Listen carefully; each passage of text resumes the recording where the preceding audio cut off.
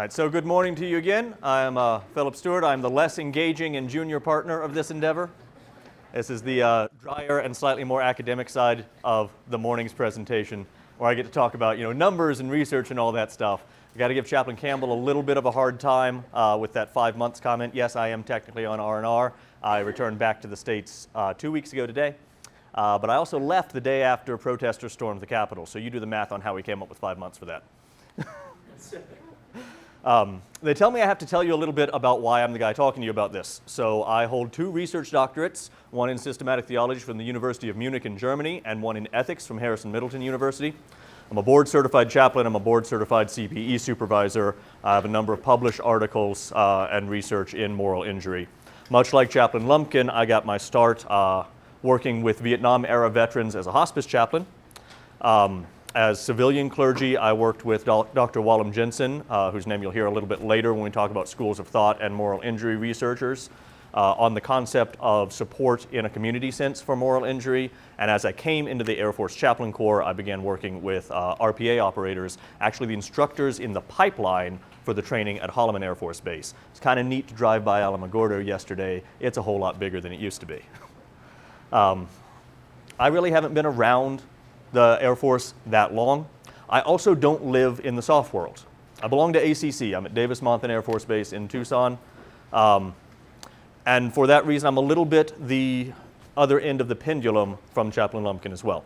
A lot of what he talked about this morning was very combat connected. As he said to me in the break, combat sexy and combat sells. You'll hear a lot of things from me about the incidents of moral injury and related things, both connected to combat and connected to the sort of day-to-day things that we experience in uniform and that are a part of our human experience. Now, I've warned you that this may be dry and academic. I'm trying not to. That said, do please feel free to interrupt with questions at any time. Don't wait till the end, because I'll forget what I said, and you'll forget what you wanted to ask. Also, if you're thinking, okay, cool, there's going to be numbers and all this, and I'll ask him for his slides later. He does Star Wars. I'm going to do Pirates of the Caribbean. It's kind of like the pirate code. The slides are more of a guideline. So if you have genuine questions, genuine interest, or if you want some of the references for these, I'm more than happy to provide them, as well as a lot of the peer-reviewed articles that I will mention offhand. We have a great list of those. In terms of doing things with the Air Force, I am the Department of the Air Force's Invisible Wounds Initiative Moral Injury Subject Matter Expert and Chaplain Corps Representative, which is a mouthful. I chair the Chaplain Corps' Moral Injury Working Group, and I run the Moral Injury Education Initiative for the Invisible Wounds Initiative, which is a lot of initiatives. But somebody thinks I know what I'm talking about. Chances are he's actually more of an expert. That said, which is the advance on this? Not that button. And not that button either. There it is. So relatively recently, the Department of the Air Force, through the auspices of the Invisible Wounds Initiative, has determined particular definitions in regard to the spectrum of moral injury. A little bit throwing Doug under the bus on this because I don't think he knew it. And that is the 3 distinctions of moral pain, moral distress, and moral injury. So for the purposes of, as we continue and for discussions within the Department of the Air Force, I'll give you those definitions now. Moral pain is what is essentially our common human experience, right? We are moral beings. We live in a thick moral context. And moral pain comes from the mismatch of our morality and the situation that we're in. Sidebar question. What's the difference between morals and ethics? Got a couple hours? We got Ethics, principles on how you interact with the world. Morals are what you hold individually. good. So the answer was that our ethics are principles about how we interact with the world, and morals are what we hold individually. And that's exactly what I was going for. Thank you very much. We have ethical standards for different communities. We can agree on different ethical standards as this is what we do, this is how we operate as a community that may or may not mismatch with our own personal morality. Right? At the same time, our morality may be shared or may differentiate between individuals. So The example that I tend to give with ethics is lawyers. You either love them or you hate them, but they're allowed to do certain things. It's legal ethics. Is it always right? Doesn't matter, it was ethical. Same sort of thing, we do a CBT regularly, law of armed conflict, right? What is legal, what is ethical, may not always line up with what we consider to be moral. Now, our own personal morality may be in a shared moral community that we endeavor to have in uniform. We have the same sort of core values. I'm certain that the AFSOC community has a subset of this in a shared moral community. You try to have the same sort of values, the same sort of things that are important. But we can even have a personal mismatch on what's the right thing to do, the right way to encounter a situation within these shared communities. We can have a mismatch in what we're expected to do, what we think we should have done. So moral pain happens to each of us every day. The moral pain that we experience is because we have a personal morality. It's because we have our own opinions on what is right and what is wrong and how to encounter a given situation. And we have our own opinions on whether that should have been done or not. And here's a perfect example. Did I need to point out that Brenner said it was a 5-month deployment and actually it was 8 or 9? I don't know. I thought it was funny. But for some of you, it may have been like, did he really need to do that? Was that? Come on, man. Did you have to play the hero up there? Did you have to say the extra 3 months? Maybe you did, maybe you didn't. But the difference in whether that was right or wrong or amoral entirely, and it doesn't matter. It's a very low-grade example of kind of everyday moral pain. Bad things happen to good people sometimes. Life sucks sometimes. And we all go through it. Sometimes somebody does something that's not right. You get cut off in traffic. That dude shouldn't have done that. If we could just have a society where everybody would do what's right, you're experiencing moral pain right now. This is generally very resolvable because we have the conceptual resources to either go, all right, forget him, whatever, I'm moving on, or to say, different opinions, different ways of engaging with the world, it's not going to stick with me. If you're still worried about the guy who cut you off in traffic 3 weeks later, there's something underlying going on. Moral distress is the next step up, is the more concrete engagement with dissonant moral systems, the initial transgression of right and wrong, or two conflicting and incommensurable rights. The example for this is, I usually use a first sergeant, right? Shirt's got the duty phone, forwards it to somebody else to spend the weekend with his family. Sitting down to dinner, still got the shirt phone, sees it ringing, recognizes the number, knows what this airman is going through. What's the right thing to do? Phone's forwarded. You're there for your family. You're supposed to spend quality time there. But you also know that your additional duty shirt doesn't know what's going on with this dude. Doesn't know what he's been through. Might not even be able to handle it. What's the right answer? Neither right nor wrong. You can't get out of this. Right? Because no matter what you do, you're doing something you consider one of these things I should have done, and you can't do both. Now, interestingly, some of the symptomatic presentation that I'll talk about in a little bit does begin to show up at the level of moral distress. This also tends to be something that in uniform and that we as human beings can resolve. Now, excuse me for speaking so often to being in uniform with half of the audience here not in uniform. I've given a version of this brief a number of times and I get back in those same speech patterns. My apologies. Which is just to say I'm going to keep doing it. We have our own conceptual resources. We're able to reconcile, hey, I made this choice because I thought it was the best thing at the time. And maybe it bothers me, maybe it's going to bother me for a little bit, but I'm going to talk to my buddy about it. I'm going to go talk to the appropriate professional about it. I'm going to talk in my religious community and say, hey, was this the right thing? What do you guys think? What should I have done? Did I do the wrong thing here? To ruminate on it and ponder on it. And then moral injury, there's 1,000 clinical definitions, right? We've seen a number of them. We've identified this as a slightly different level than moral distress because this is the point in which engagement and intentional engagement is required to recover, right? I personally like to boil moral injury down to the consequence of the experience of betrayal or self-betrayal.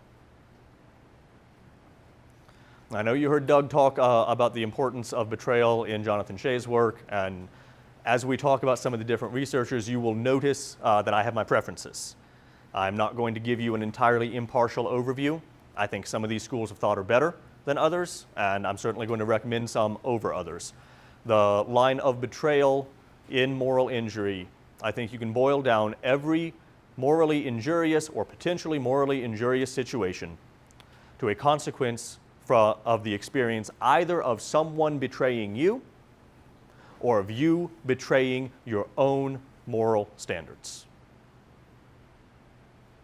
I would also comment that this is not only the traditional levels of witnessed, caused, or heard about, but an important addition to both moral distress and moral injury is the experience of being the victim or perpetrator of.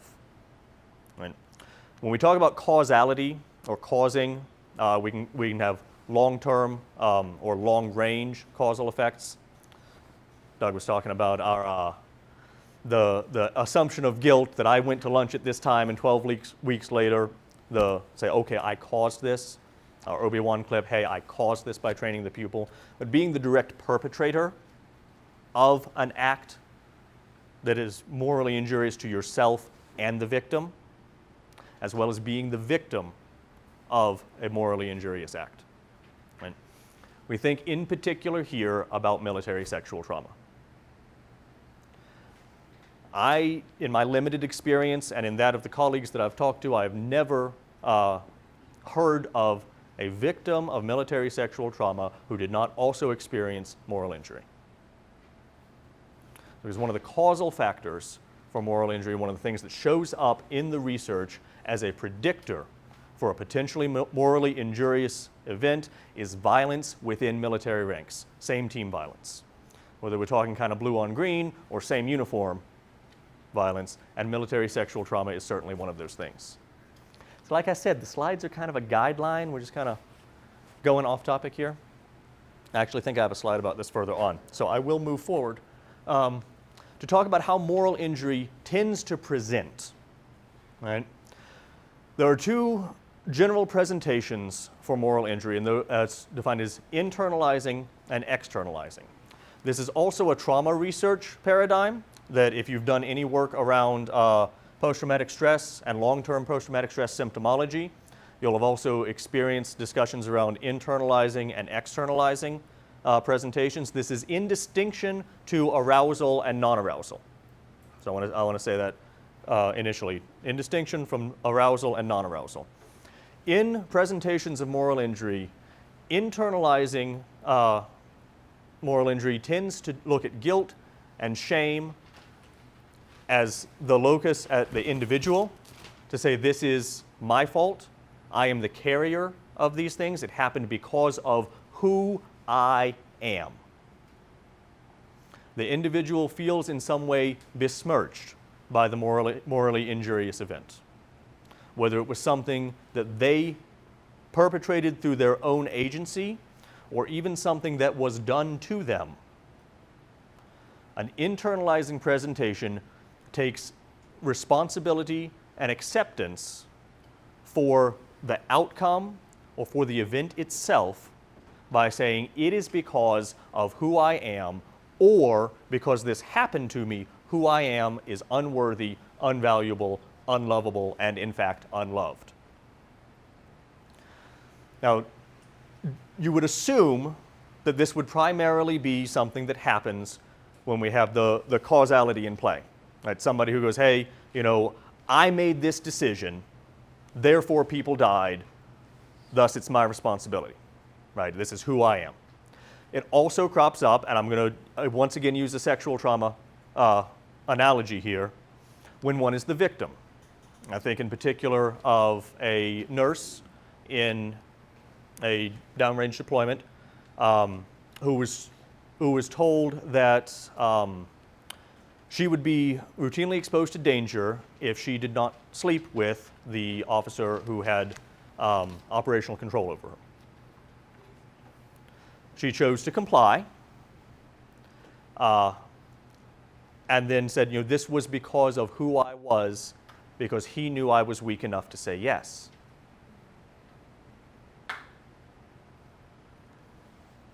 The internalizing presentation of moral injury is independent of whether the person has agency in the action that they consider morally injurious.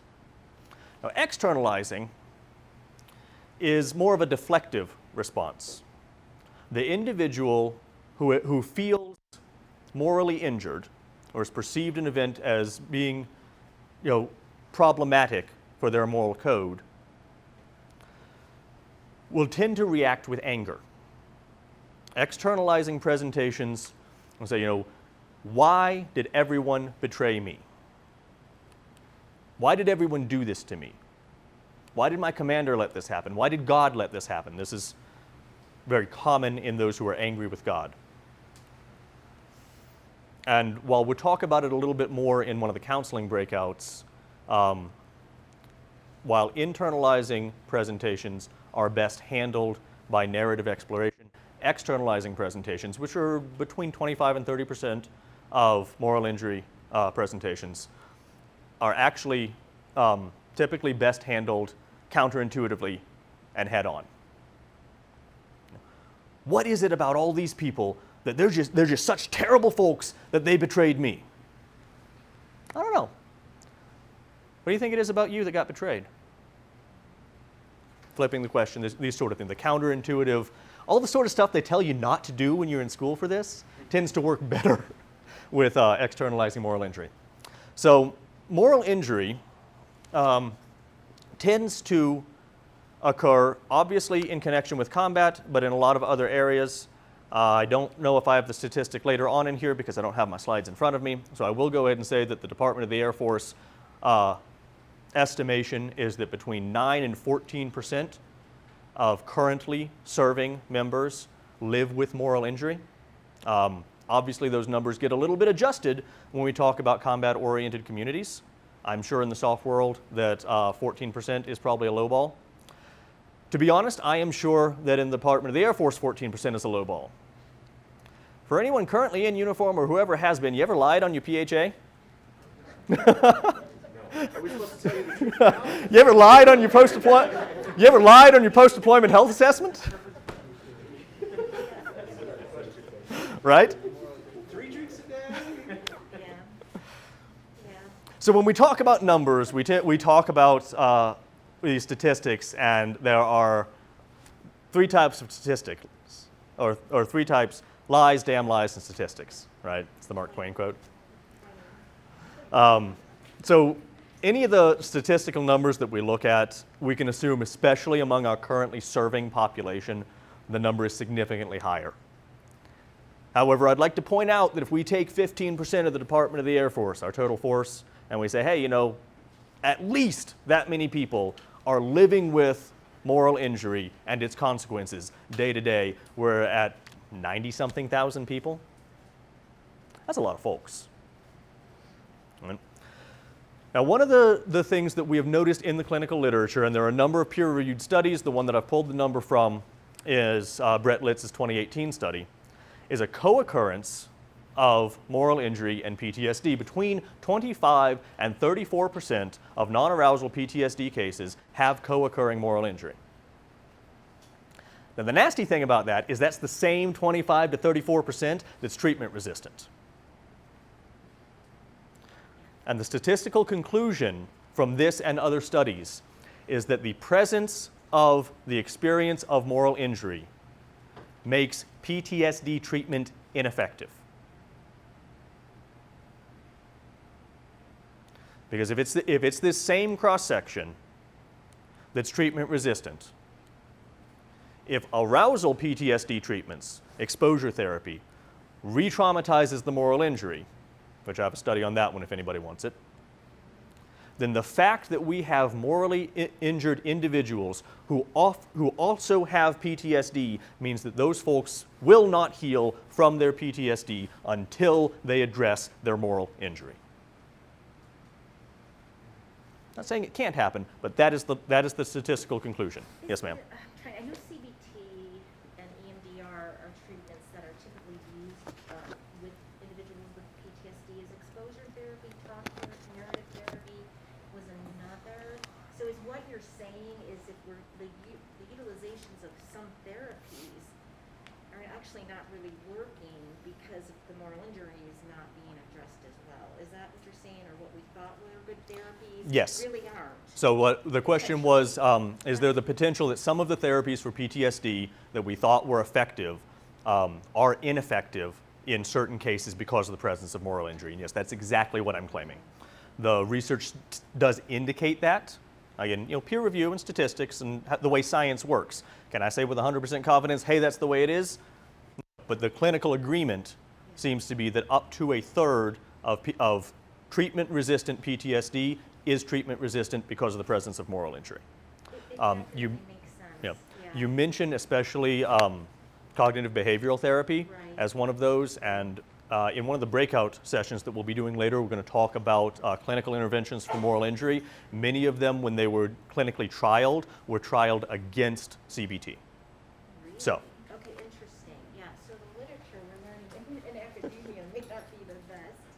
Oh, interesting. Okay, never mind. That said, you have to realize that the majority of the significant research and the clinical research on moral injury has happened in the last 4 to 5 years. Yeah. There's been a massive acceleration in a lot of it because of the discovery of the experience of moral injury in healthcare with COVID. I see your hand, I'll get you in a second. And there's been a big uptick in how interested we are in this and the research that's been done on it. But before 5 or 6 years ago, it was a peer-reviewed wasteland.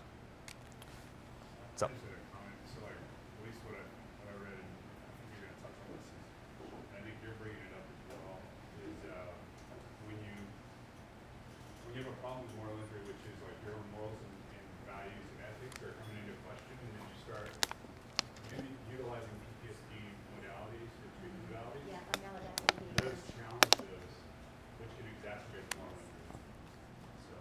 So they kind of, well, it's like the co-occurring disorders. Yeah, okay. Right. It's like having mental health problems and substance abuse. Which one's causing which? I Which mean, do you to start some with? degree. Yep. What- You're starting to see that. What do you start with, PTSD or moral injury? What do we do first? As you said, substance abuse or mental health Mental problems. health, yeah. As Chaplain Piccone pointed out, some of the maladaptive coping, some of the modalities that address maladaptive coping for PTSD exacerbate moral injury and exacerbate the internal struggle that comes along with moral injury. One other quick question. So then essentially, the individuals that, if you take away the moral injury and use PTSD, or with PTSD and use CBT or DBT, different models, without the moral injury, then is it effective without the co-occurring disorder? Does that make sense? Like, Right, and so is that literature still stands because the VA supports that? Right. So the question is the literature that supports particular PTSD treatment modalities still, are those modalities still effective in the absence of moral injury? And my answer for you is I don't know, Don't know. Okay. because I'm not a clinical psychologist. I gotcha. I don't know. I've focused in my own research on instances where there's a presence of moral injury. I see things going hand in hand, but in terms of PTSD treatment research in an absence of moral injury, I mean, I'm not even qualified to do that. So. And I said to the chaplain earlier, this has been the missing link. This is totally the missing link when you're dealing with like Wounded Warriors and they have PTSD symptomology, this is truly a missing link. Right, this is from a where people clinical- get stuck, right? Yes, Yep. very much. This is where people get stuck and we can't figure out why. Yes, yes. A distinction I'd like to make within moral injury is between combat and non-combat, and I alluded to this kind of at the beginning. I was saying, hey, you know, I don't live in the soft world, and there's a whole lot of other stuff that happens. And I'm going to tell you a story about two friends of mine to illustrate this. One of them is an ammo troop, is an air advisor. He talks about his experience of moral injury in a couple different things, and some of his experiences in Afghanistan that were all non-combat related. A couple things that he brings up. Show of hands, who knows what I'm talking about if I say if I mention Chai Boys? Is that the Wow. where they dance on the table? Yeah. So because this is being recorded, I'm not going to go into it. Google it on the break, but be careful. Okay. That was one of the things he dealt with, and one of them was, you know, he looked back near the end of his career and said, hey, this is how many bombs I built while on deployment. How many deaths were caused by this? Now, I happened to hear him tell his story to another friend of mine who is, you know, a diagnosed sufferer of PTSD, who has his own stuff. He was an AFPAC hand, who called me afterward and said, you know, I got messed up by that, but not by hearing the story. Because when I heard it, I was like, is this guy just trying to be G.I. Joe here? He's trying to play up his experiences? What is this? But then I started thinking, how messed up am I that I hear him say that and think, oh man, that's nothing. So our tendency is to assume that combat-related moral injury is somehow more valid or more serious than non-combat related moral injury, right? But this is always a consequence of the experience of betrayal or self-betrayal. Betrayal by your leadership, betrayal by a mentor, betrayal by a comrade, crossing your own boundaries on minor or major things. And many of these things happen outside of a combat or outside of a deployed setting. At a Department of the Air Force level, there are, apart from the SOF community and apart from the so-called battlefield airmen, there are two identified career groups that are at particular risk for invisible wounds. One of them sort of makes sense, security forces, similar with first responders in the civilian world. There's been some research there. The other one happens to be maintenance. Air Force wide. EOD, Um, not so much. I think- because it Probably hasn't- combat and they consider. I think they're considered. I think in that study they were considered battlefield air. The question was asked if well, what about EOD? Yeah. And I think in that study they were considered battlefield So air. why maintenance? Yeah. The conclusions that the Invisible Wounds Initiative drew about why maintenance was a culture of perfection, a culture of non-communication, a high risk given failure and high sense of responsibility, and a tendency towards toxic flight level culture. I'm trying to be a little bit careful because we're on video. I do live life embedded in a maintenance group, which is why I have to behave in terms of my language. So I do see this. But the point here is to illustrate that there are numerous opportunities to perceive betrayal, whether it is or not, across all sorts of career fields and in situations that do not necessarily have to do with death and dying. We go back to Doug's story about saying the assumption is if they walk in the doors of the VA, they've probably been morally injured. This holds true whether someone has deployed at all or not, regardless of whether they have deployed to a combat situation or had a kinetic engagement or not. The potential for moral distress and moral injury is ever present as a part of being human. The difference is, in the military, we care, and we have resources that are trying to get out ahead of this and solve these problems. The other distinction I want to make is between that of betrayal and self-betrayal. I've hit this a few times, but what I want to get back to on it is while you can experience moral distress or moral injury with self-betrayal and isolation, very rarely is there an experience of betrayal without also the assumption of self-betrayal. Right? That is to say, if you are tore up because you feel like your leadership or your mentor or your comrade or whoever else has betrayed you, and you're struggling with, how could they do this to me? We as humans tend to look for, well, what did I do to cause it? Even if you come back with the answer as nothing, this recursive practice of looking for self-guilt places the individual into a I am not good enough mode of reference and is in itself self-betrayal. Right? At its root, feeling morally injured is feeling that you are not loved and you are not worthy of love. Now, I say love because I'm a chaplain, but we can also say you are not valuable and are not worthy of being valued. And we make it purely professional.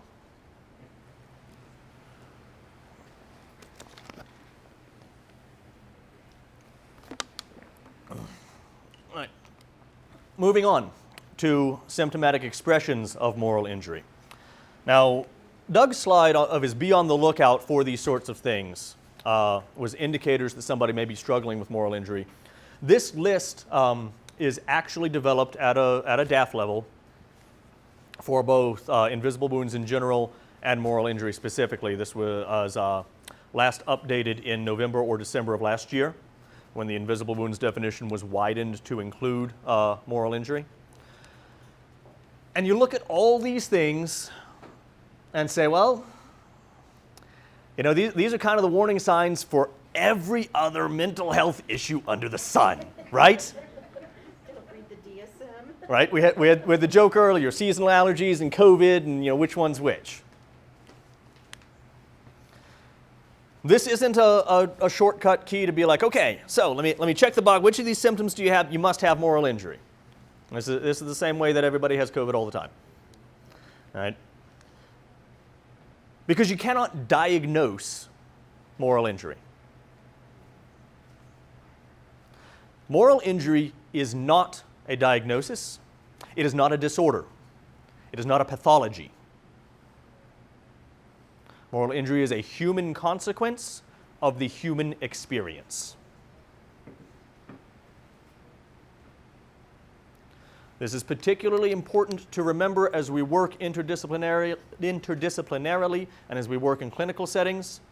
While I believe the complex PTSD typology does include a subcategory for moral injury itself is not clinically diagnosable. We have a hand here who may be correcting me. If you're going to grab onto this, though, too, and make it, like, I Yeah. hope to God not, because... The question is, do we think that we're working towards a diagnosable or a clinical diagnosis of moral injury? No, I don't think so for a number of reasons. One, because of the squishy human aspects of moral injury. Two, because of the subjectivity of the experience, because it's a perceived morally injurious event and because it is so individually referential. And then honestly, because of its ubiquity. So I've given different versions of moral injury training to a lot of people. And what I do with senior NCOs is I let them get far enough for one of them to be like, isn't this just everybody? Doesn't everybody go through stuff? Isn't it just people not being able to deal with stuff? Everybody's going to go through this. You're going to get screwed over by somebody sometime. Yeah, that's the point. Is these experiences, if you don't have the individual or community resources to deal with it, result in this.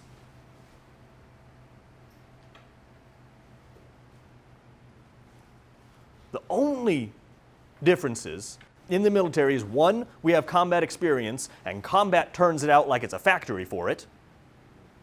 And two, we pour time and effort and money into caring about each other, so we pay attention to it. Unique to the uniformed experience. It's not unique to the American experience. It's not unique to the 20th century experience. 21st now, I suppose. 21 years into it, right? Moving forward. All right.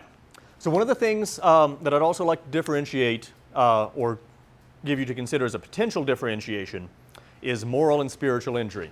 As you look into some of the literature of this, as you become interested and you do some Googling, you'll actually find that there are some tendencies to talk about, hey, you know, there's moral injury, but there's also what's called spiritual injury that's characterized by a change in an individual's spiritual practice, a change in their ability to connect with the transcendent, or a change in their beliefs about their place and role in the universe.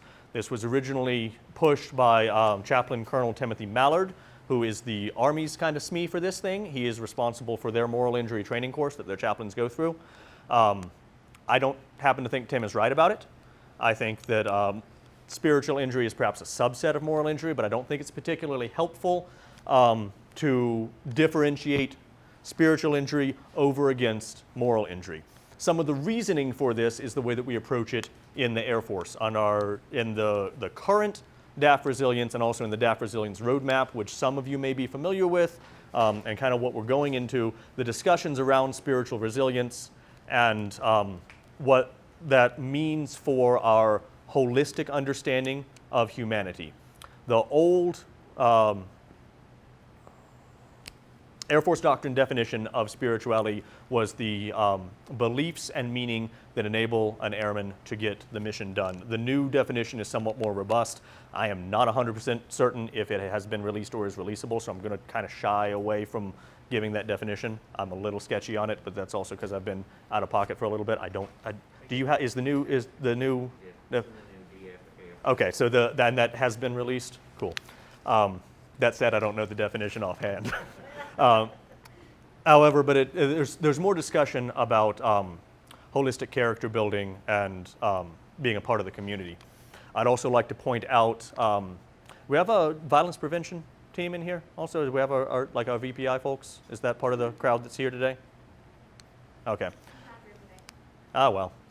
I'd also like to point out that the new definitions of violence also include the potential for spiritual violence. And if moral injury isn't spiritual violence, I don't know what is. Right? So we approach this from a more holistic manner intentionally in the Department of the Air Force. We're trying to get better about doing it. The model that you operate under with POTUF and what we're trying to do in terms of interdisciplinary work, it's simply not helpful to differentiate the spiritual aspects from the personal and moral aspects of these injuries, right? Especially when we're collaborating and working on an interdisciplinary team, or when we have individuals where we're cross-referring, or even with appropriate releases, sharing information on patient progress. It's not helpful to be like, all right, cool, chaplain, well, you just deal with the spiritual part of it, right? And then we're going to talk about reframing his moral compass. It's simply not helpful. The centrality of meaning and purpose to the human experience and who you are to who your identity is kind of what we build everything else on. Is this spiritual? Is this mental? And the answer is yes. One of the things I like to say is, when I talk about spirituality, I tell younger airmen in a maintenance orientation, I tend to say, hey, when you talk about your meaning and your purposes, what gets you up and out of bed in the morning besides the UCMJ? At least I got some laughs. Maintainers don't always laugh. All right. Now, when we talk about some of the historical evidences of moral injury, Doug touched on this a little bit, so I may skim some of it. And this is simply to illustrate that this is not a new problem. It's not simply the new fad. It's not simply a new lens, but it's something that we have known about for almost the entirety of human history. We have some ancient Egyptian records of this dude who struggled after combat. His name is like Hath or something. And the melancholy that he went through after having been in battle. Now, these are thousands of years ago. Doug mentioned in the Hebrew Bible the concept of Saul who was feeling betrayed, who had seen combat, who eventually killed himself. One of the stories that I like to use is the Hebrew prophet Elijah, who everybody is after him. The king and queen are trying to kill him. He says, there's nobody left on my side. Nobody believes me. God, you've abandoned me. And what does he do? I hope I don't get out of frame for this, but sorry. What does he do? He goes and he just lays down and he goes, all right, God, I want to die. I'm done.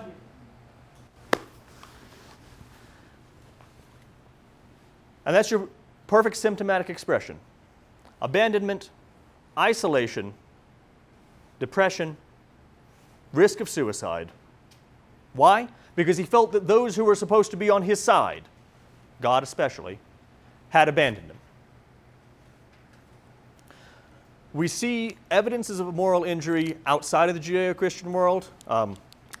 My Bhagavad Gita one was stolen from me in the first presentation, which is fine. We see it in the Muslim world. We see it in the habitual practice of reintegration for warrior communities. We see it in the intentional practice of ritual reintegration for those who return from war. In the ancient world, and even in the Middle Ages, war was a seasonal thing, right? You could only do it at certain times. There was a process of coming back to the community where you were set apart, you went through something in which the community reaccepted you, and you became a normal part of the community. And when it returned to the season for doing war and you were going, you were then set apart, prosecuted the war, and returned in the same manner. It was cyclical. We see this in the Eddas, the Norse sagas. We see this in the Hebrew Bible. We see it throughout the West for an extended period of time. Is that my next point? Yeah. In one of the Crusades, and God, I wish I'd put it on the slide because I don't remember which one it was, the French king insisted that with every troop ship crossing the Mediterranean, there be one chaplain. While he didn't always stick to it going to the Holy Land, it was stuck for every return. We have essentially the journals of one of those chaplains about the reintegration practices and about what was necessary for returning crusaders to come back and be a part of everyday life. At one point, crusaders did penance because of having killed one another and spent a certain amount of time separated from the community. This wasn't very practical, and it quickly evolved into a period of confession and discussion, disclosure with a designated priest, not your home parish priest, but the one who accompanied you back from the Holy Land, and then the reinsertion into your medieval community there. I would love to point you to a peer-reviewed article in this, but it can't get past peer review, so I'm going to try again. I will send a draft to anybody who's interested. So is this during the time too? They're not taking communion during this time, right? Correct. They did abstain from certain church practices, both while in combat and upon returning until reintegrating, such as communion. Right, so they couldn't get married. There was some kind of like spiritual acknowledgement that this is a different season of life, and in order for you to re-enter into normality, there's a process that you had to Right. follow. There was a process, and there was an established process that the community, because the physical, social community and the faith community at this time were identical, would provide for those people to come back and be a part of us once again. Yeah, that's such a blurred line today, right? You just jump on a rotator, and then you're back. Yep. War, peace, war, peace, war, peace. Yep. So, we're still going through history. We'll get there. Kind of a mirror reading evidence for moral injury is the Swedish army under Gustavus Adolphus in the 30 Years' War. Right? The Swedish army, and this is weird because it's the Swedes, right, was one of the most feared armies in Europe. They were considered the most disciplined and the most militarily effective, although they were by far not the largest. they also had the least incidence of what we would call red flags, either in the field or on returning home. The least incidence of alcohol problem, the least incidence of spousal situations, abuse, divorce, which was a big deal at the time. Why? The answer is there's the same reason that they were militarily effective, interestingly, and it's because they were a monoculture religiously. They were all a singular Lutheran tradition.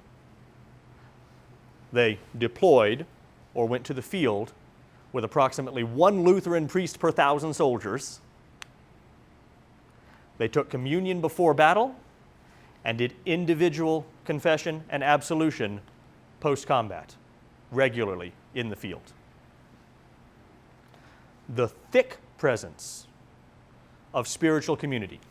Cool, I'm a Lutheran, I like that story because it's Lutherans, but it doesn't really matter what faith tradition it is.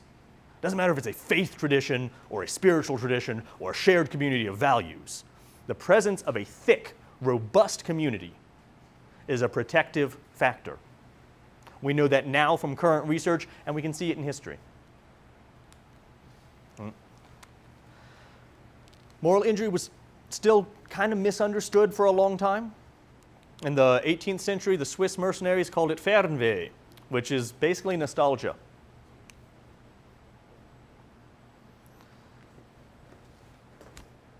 Now, the Swiss fought everybody else's wars. They didn't fight for Switzerland. They didn't fight to defend Switzerland. They fought everybody else's battles, sometimes against other Swiss dudes. They got involved in everybody else's stuff and everybody else's AOR, building everybody else's nation. Does that sound familiar? That sounds familiar. And they had a recognized, diagnosable medical condition that happened when some of the soldiers were like, I just want to go home. I'm done with this. I just want to go home. This shows up all over history. It's a normal part of the human experience. Talk about shell shock in World War I. Some of that's post-traumatic stress, some of it's moral injury. We're talking about the experiences in World War II. There's some theorization in the research, it's unprovable, that we did a whole lot better in World War II than we did in Vietnam. One, because we took whole groups of people, sent them all over there together, and then we put them on a ship going back, and it took weeks. In Vietnam, we sent people onesie-twosie because you could slot in and everybody can do their job. You can plug right into the team. Doesn't matter if you know anybody or not. And you rotate replacements through as you need them. Everybody can do the same job, so we can just kind of plug in exactly where you need. And we don't have to worry about deploying an entire wing at a time because each of our airmen can do exactly what they... Oh, excuse me, I stopped talking about Vietnam. And then we do hit what was called Vietnam syndrome. When we first started identifying post-traumatic stress and later moral injury in the Vietnam veteran community. And we had the phrase maladaptive coping out here earlier. And the interesting thing, if you look at the initial recognition of Vietnam syndrome, the initial competing treatment models, and kind of what won out, is the fact that we began treating all trauma and all trauma symptomology as a maladaptive coping response to trauma. While I'm not qualified to speak to PTSD itself, I think I can say something about trauma, and I can definitely say something about moral injury. I'll say some more about it throughout the next 2 days. Treating this all as maladaptive coping is part of why we're doing so poor a job of helping people heal. And whether that's post-traumatic healing or moral injury healing, the idea that all of these things are simply maladaptive coping and can be treated as maladaptive coping, in my opinion, is intensely, intensely problematic. That is not the source of the injury. And it leads us to, I did see your hand, I'll get you in a second, it leads us to patterns of speech such as an individual who is broken because their coping mechanism is broken, rather than a human who is injured and who can heal, possibly with scar tissue. Words are powerful. The way we discuss things is very, very important. If I say something about someone being broken, it's because I misspeak. And I encourage you to do the same in the way you discuss this and the way you discuss with those individuals that you're trying to help. Yes, sir. Talking about everything that you did for the last 20 years. So the question comment here is the difference between the experience of the returning Vietnam veteran who is, as an individual, kind of given a hard time, the whole, oh, you're a baby killer and attacked by society, versus the Afghanistan veteran who now is not individually and personally being attacked, but people are saying, hey, everything that we spent the last 20 years doing is just bashing the war, bashing the whole, hey, you spent all this time doing it, and it's not against you. Like, I heard the comment in the break, the whole, I support the troops, but I'm against the war sort of attitude. I would argue that both of those are societal betrayal.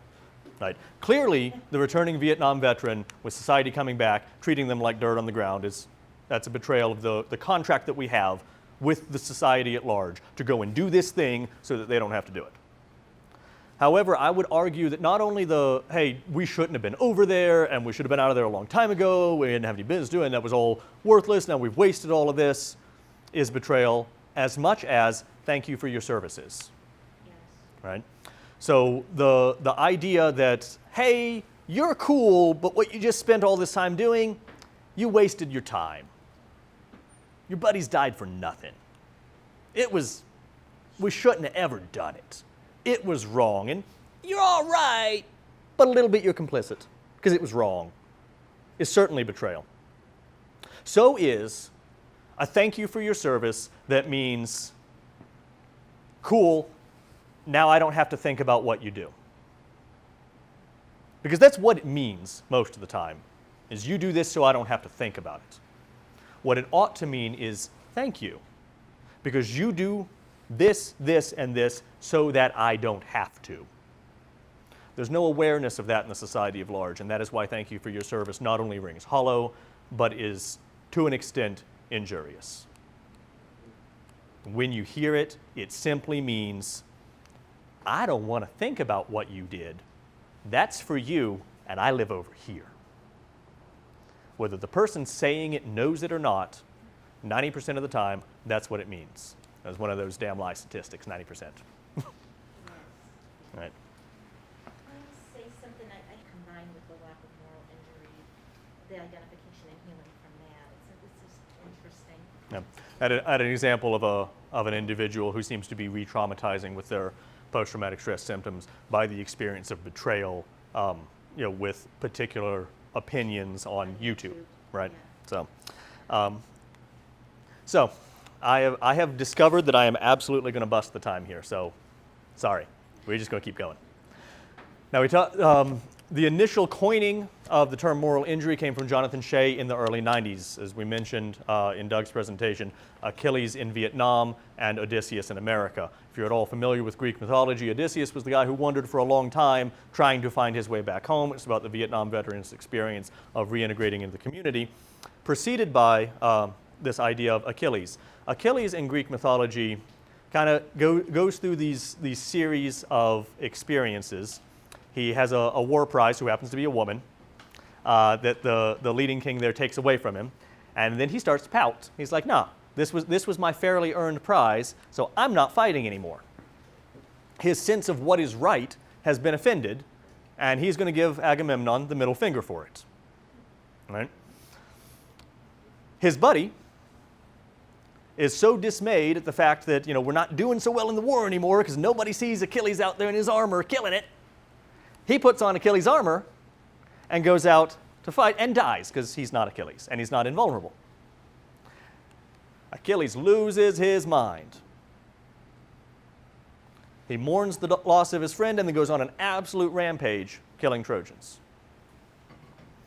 He experiences betrayal by his leadership, the unnecessary death of a friend, the feeling of responsibility, that was my armor, it should have been me out there, and then his own engagement with his murderous rampage afterwards. All of these things offend what Shea identifies as his themis, his sense of what's right, how things ought to be. And he's kind of a case study in moral injury. Now, the thing that Shea does outside of Achilles in this volume, and if you didn't grab one of the copies, grab one, please, is he talks about two other folks in the saga. One of them is Ajax. Ajax is another one of these mighty warriors. You know, he is the man. He's never failed at anything. He kicks butt. He takes names. Achilles is probably the only dude among the Greeks who's better than him. And he's like, I should get Achilles' armor, right? Because I'm the next best dude. I should be put in charge next. I should be recognized. And Odysseus talks his way into stealing it. Ajax's sense of betrayal by this is so deep that he goes and kills a bunch of cattle, but he's hallucinating that he's killing his leadership. Because he is so upset with the slight that he feels. What they did to him was to tell him that he was unworthy and not honorable enough, even though he had sacrificed and put in the blood and the sweat and the tears, and with the death of Achilles, he was the best dude out there. And he wasn't getting recognized. And everything he did was worthless. So he's going to go kill everybody, because he is done. He happens to get, in the story, he's confused by the gods, kills a bunch of cattle, and then comes to his senses. He is so filled with remorse that he would have done that to his friends and leaders that he then commits suicide. And an aspect of this remorse, and the reason that he commits suicide, is because he thinks that his son will live better as the son of a suicide than the son of the man who is going to kill his friends. That's not just about what he did, it's about who he is. One of the threads that got lost in Shea's research until relatively recently, certainly almost 2 decades, for over 2 decades, was his discussion about this guy named Philoctetus. Philoctetus, in the story, he's an archer. There's a prophecy that the Greeks can't win the war without his bow, but they've already left him on an island on the way there because his foot got hurt, and the wound was rotting, and it stank, and he was a liability, so they marooned him, right? And Odysseus gets this other dude to go with him to go back and convince him, or at least steal his bow, to come back. This entire perspective in the Greek mythology, and that's picked up later in our historical development, is one of betrayal by leadership and betrayal by comrades, while it's some dude marooned on an island. It's not combat connected directly. It's about prosecuting the war. It's about getting there. It's about what you need in terms of material to get it done. But we got to talk essentially the young lieutenant into getting this guy to come back after he's already been betrayed and he's injured. We need him to come do the thing now. We kind of parked him out there, and we're going to let him ride out until retirement, but now we need him to come back and do this, even though we've treated him like a turd for the last few years. So this gets picked up, probably mid-20-teens after being written in 92. So there's some time on it that some of these minor perspectives take. One of the most important insights out of Shea's work is near the end, and Doug mentioned these rap groups and these guys that get together. And Shea makes the comment that I realized that I as a professional was not helping these individuals. I was allowing veterans to heal veterans, and that's where the healing happens. I'm going to hit that again, and I'm really going to have to go fast because I'm not like halfway through my slides, and I'm already an hour into this. He's shaking his head at me because I was like, take extra time. I'll be really fast. I don't know if I can fill all the time. All right, so we're going to go quickly, more quickly through the ones that I don't like as much. talk about some different schools of thought. I call this BRIGHT because it is the Soul Repair Center at Bright Divinity School. It was initially the work, especially by Rita Nakashima Brock, that talked about the reintegrative practices of the individual coming back. It was very veteran-centered. It has come and developed over time into an idea of the inherently damaging nature of war. Robert Emmett Meager, who belongs to this school, writes a book called On Killing, that while he is not, as he says, anti-military, he will comment that the act of killing is inherently besmirching and inherently problematic for the human individual. Obviously, I don't think this is the most useful school of thought for our active duty population. Meager is also the one who will say, hey, cool, if you are a just war theorist, what war in the last 70 years was not just? Granted, most of the time that answer gets crickets, but again, audience perspective, this is not the most helpful one. Unfortunately, this school of thought tends to have a very anti-military trend these days. So while it was one of the seminal, Brenner's telling me 10 more minutes. While it was one of the seminal and initial establishments of a direction and research facility for moral injury, now you hear things like, you know, these poor soldiers that don't even know what they're doing, and their command takes them out there and tells them what to do, and they come back and they have to deal with the consequences of other people's decisions. It infantilizes people, it removes their moral agency, and basically, so it's out there, I don't recommend it. Now you have some books as well from Dr. Ed Tick, who was one of the original presenters in research, talks about the Warrior's Heart program. Tick borrows from Native American spirituality and talks about warrior communities and reintegration practices. If you look at all the different little PTSD retreat centers or moral injury retreat centers and the different things that are all over the country are modeled on essentially what Ed Tick does. They build on existing rituals. They notice the fact that in Western culture we don't have robust reintegration rituals, certainly not from a warrior community or spirituality perspective, and tend to borrow from cultures with robust reintegration practices, very often Native American spirituality. Now, I'm not necessarily knocking Dr. Tick on this. I think his work has been good and useful and helpful, but this sort of thing has spawned a cottage industry. There are a lot of people who, for whatever reason, get a government grant or get money from veterans or get whatever else, and will say, hey, you know, we're going to put this thing together and borrow from different spiritual practices, and we'll get everybody together for a weekend and go out camping and do this stuff, and you're going to be doing great. I think the cottage industry around moral injury is problematic, one, because it's a lot of people who are just looking for government money, and two, it ties it to the professional in a residential type program. Hey, you have to come away with the guru for a weekend to do better. And as we've foot stomped several times, this is a human thing that humans heal among one another. The individual experiencing the moral injury is the SME for their own moral injury, and what we do as helping professionals is more of a guiding thing. Brett Litz, mentioned him several times in Doug's presentation, also mentioned his stuff about adaptive disclosure, which we'll talk about more in the clinical session. An interesting thing about Litz's research is that in 2009, he kind of restarted the whole moral injury talk.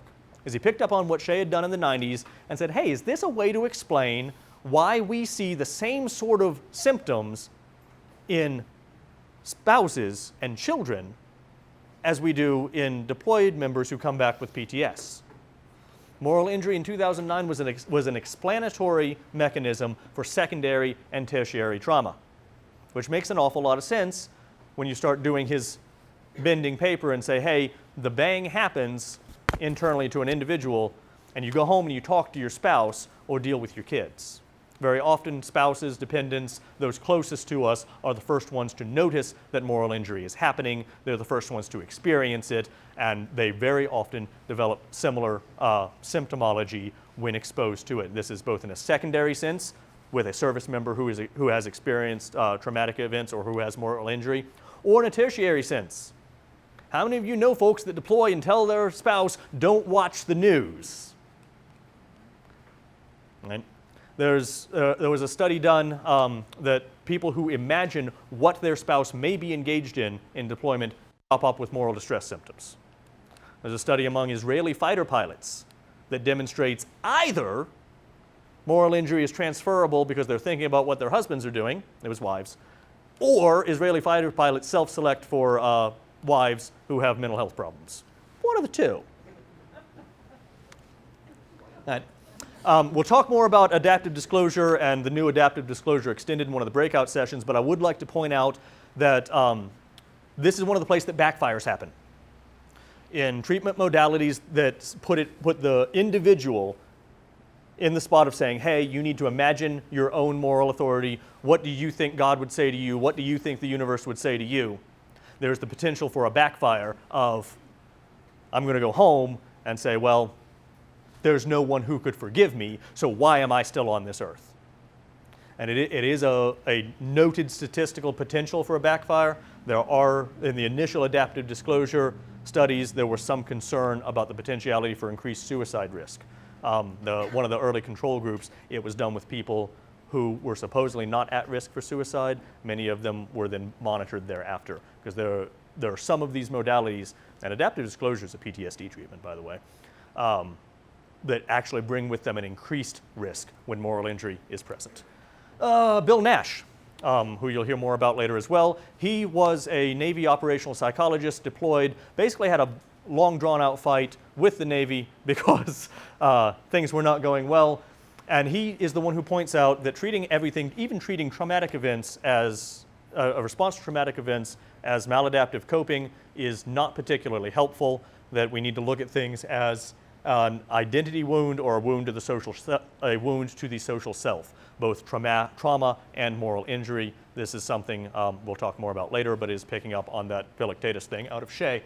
Jensen and Childs uses Fowler's scale of religious belief, the development, the idea that sometime between 18 and 24, we start to get past the good things happen to good people, bad things happen to bad people in the way we encounter the world, whether it's a particular faith tradition or not. But 18 to 24 is the vast majority of our uniform population. And we may or may not be dealing with individuals who have thought more than, hey, I'm a good people, why do bad things happen to me? Or he was a good people, why did bad things happen to him? Jensen thinks that it is inseparable from a question of theodicy, that is, why does the universe work this way, or why does God allow these things to happen?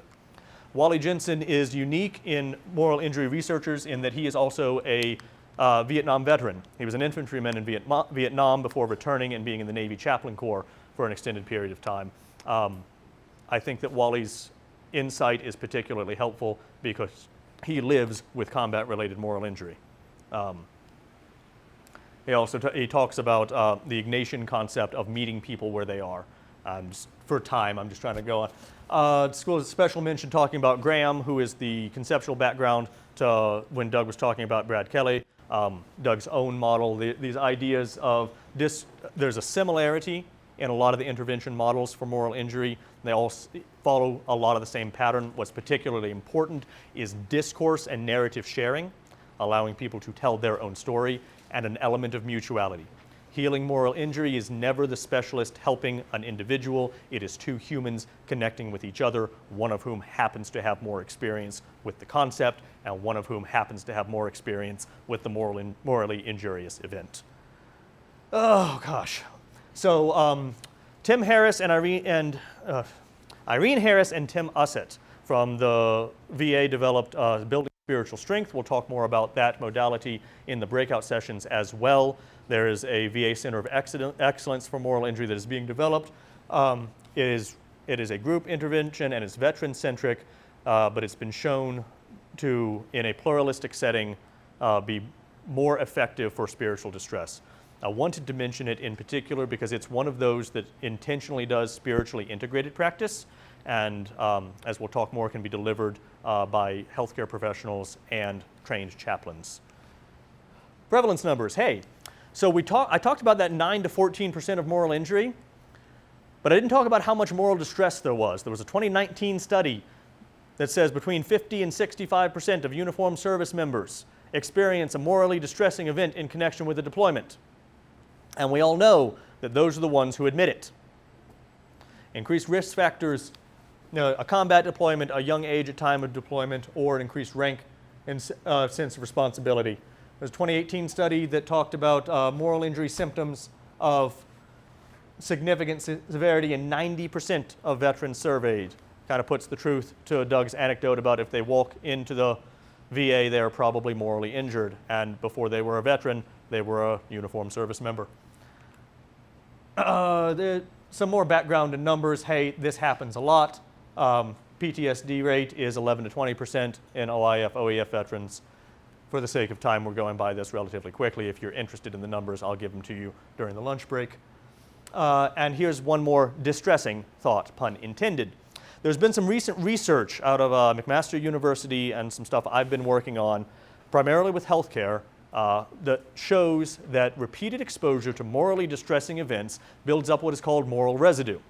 You don't go back to the same baseline as before, as much the same as the concept of post-traumatic growth and stasis or growth. Repeated exposure to morally distressing events can develop into symptomatic moral injury through the culmination of multiple, hey, all these little things happened, and it's the culmination of all of them together that I can't pick which one of it is, but it's all just too much. This is being proven out in the literature at the moment, and that prevalence needs to be put into the context. If we have 50% of our total force experiencing distressing events at least once per deployment, and these things do not go back to baseline without conceptual and community resources and without intentional engagement, then we have an awful lot of people who are continually building towards something being very wrong. And if we're trying to get left of the bang, we need to be engaging much, much earlier, both in terms of reintegration, in terms of community support, and in terms of a community that's accepting of it.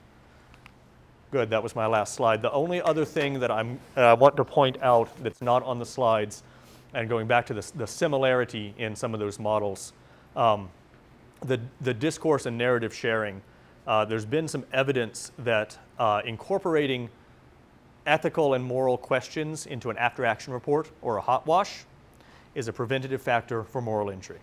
When we rewrote the curriculum at the Deployment Transition Center, we intentionally grabbed onto that. And many of these intervention models talk about this narrative sharing and after action.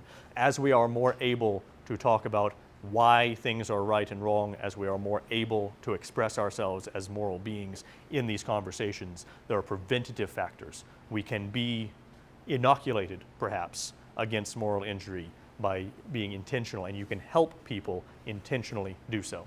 I need to give this back to Doug for splitting, and Brenner's standing there like he really wants me to stop because we're out of time. So thank you for your attention. Sorry I went super fast there at the end. No. Okay, so